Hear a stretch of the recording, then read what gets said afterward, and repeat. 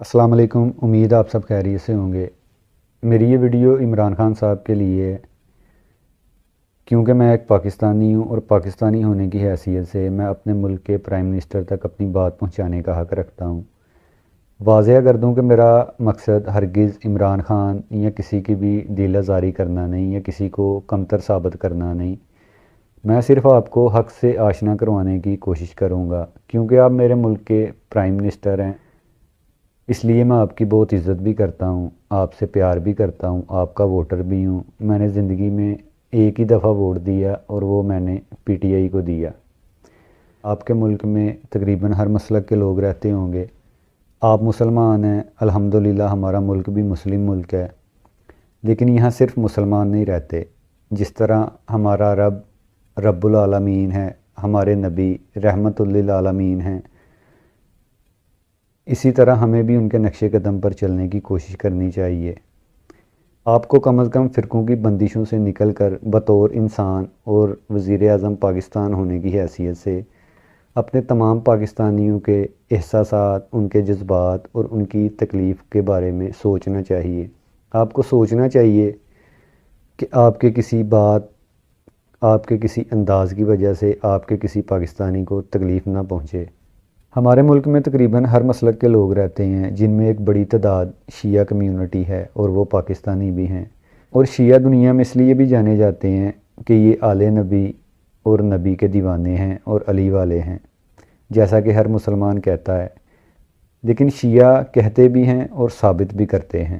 جیسا کہ آپ کو بھی پتہ ہے کہ ہمارے ملک میں کثیر تعداد شیعت کی پائی جاتی ہے، اور دنیا میں مشہور بھی ہے کہ شیعوں کو اہل بیت علیہ الصلوۃ والسلام کے علاوہ کوئی بات نہیں آتی۔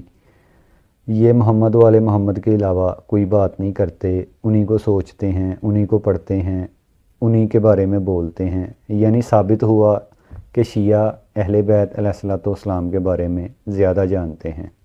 اہل بیت علیہ الصلوۃ والسلام کے بارے میں کم جاننا یا زیادہ جاننا یہ تو خیر مقدر کی بات ہے، لیکن اہل بیت علیہ الصلوۃ والسلام کے بارے میں نہ جاننا یہ بدبختی کی علامت ہے۔ اہل بیت علیہ الصلوۃ والسلام کے بارے میں جتنا جانا، سنا، پڑھا، اسی پہ محدود ہو جانا، کس نے کہا، کب کہا، کیوں کہا، کیسے کہا، یہ جانے بغیر اہل بیت علیہ الصلوۃ والسلام سے کوئی بھی ایسی بات منسوب کر دینا کہ جو ان کی شان کے خلاف ہو اور اس کا حقیقت سے کوئی تعلق نہ ہو، تو سمجھ جائیں کہ آپ اسلام سے دور ہیں۔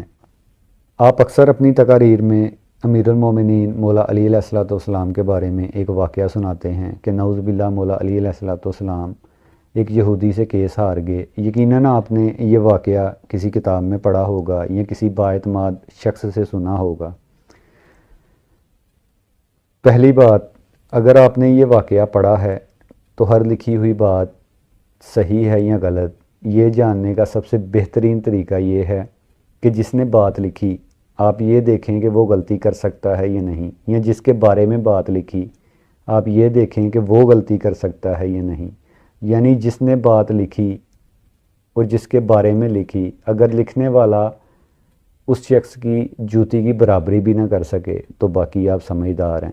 اور دوسری بات، اگر آپ نے یہ کسی بااعتماد شخص سے سنا ہے اور سنی سنائی بات آپ آگے بول دیتے ہیں تو یقین کریں روز محشر آپ کو اپنا حساب خود دینا ہے، آپ کا وہ بااعتماد شخص آپ کے ساتھ نہیں ہوگا۔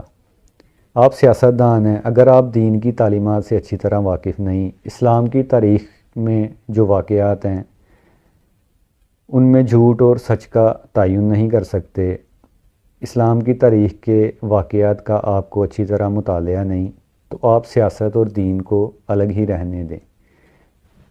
بطور وزیر اعظم آپ کے الفاظ کو، آپ کی باتوں کو دنیا میں سنا جاتا ہے۔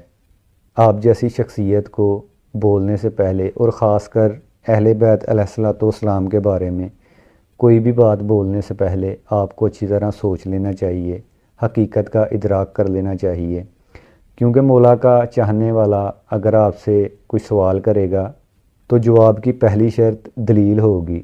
جواب دینا آسان ہوتا ہے لیکن دلیل دینا مشکل ہوتا ہے۔ مجھے یقین ہے آپ جو مولا علی علیہ الصلوۃ والسلام کے بارے میں واقعہ سناتے ہیں، یقیناً انشاءاللہ آپ بغض علی میں وہ واقعہ نہیں سناتے۔ اس واقعے کو اگر مختصراً بیان کروں تو مولا علی علیہ الصلوۃ والسلام اس یہودی سے ایسے ہی کیس ہارے ہوں گے جیسے یزید امام حسین علیہ السلام سے جنگ جیتا تھا۔ یہی سوال چھٹے امام سے کسی شخص نے کیا کہ کربلا کی جنگ امام حسین علیہ الصلوۃ والسلام جیتے یا یزید جیتا؟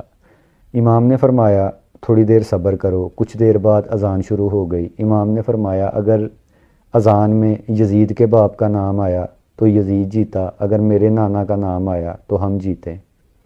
امام حسین علیہ الصلوۃ والسلام کو قتل کرنے کا فتویٰ جاری کرنے والے حرام زادے مفتیوں میں قاضی شریح بھی شامل تھا۔ اگر قاضی شریح نے مولا امام علی علیہ الصلوۃ والسلام کو جھٹلایا، ان کے بیٹے امام حسن مجتبیٰ کو جھٹلایا، تو قاضی نے ثابت کیا کہ اس نے حق کو جھٹلایا، کیونکہ فرامین میں ہے کہ حق علی کے ساتھ ہے اور علی حق کے ساتھ ہے، جدھر علی ہے ادھر حق ہے۔ سلونی کا دعوے دار نفس نبی، وہ علی کہ جو زمین کے راستوں سے زیادہ آسمان کے راستے جانتے ہیں، وہ علی کہ جن کے ہمراہ حق چلتا ہے، وہ علی کہ جو مباہلہ میں سچ کو زندگی بخشنے گئے۔ اگر قاضی شریح نے امام علی علیہ الصلوۃ والسلام اور حسن مجتبیٰ علیہ الصلوۃ والسلام کو جھٹلایا تو ہم ایسے قاضی کو اپنے جوتے کی نوک پہ بھی نہیں رکھتے۔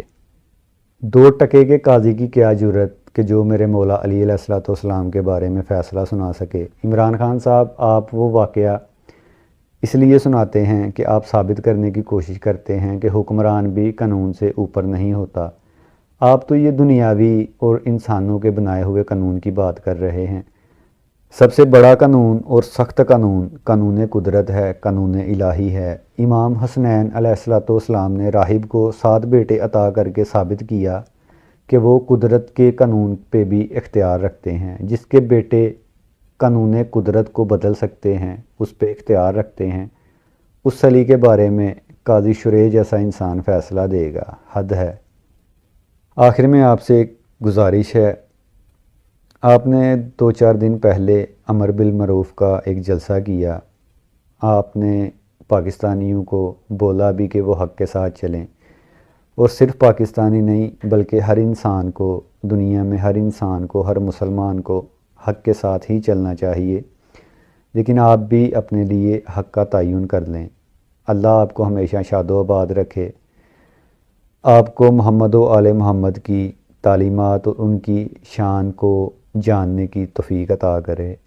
ہر سچا پاکستانی ہمیشہ آپ کے لیے دعا گو رہے گا۔ اللہ ہمیشہ آپ کو سلامت رکھے، آپ کی مدد فرمائے اور ہمارے پاکستان کو ہمیشہ شاد و آباد رکھے۔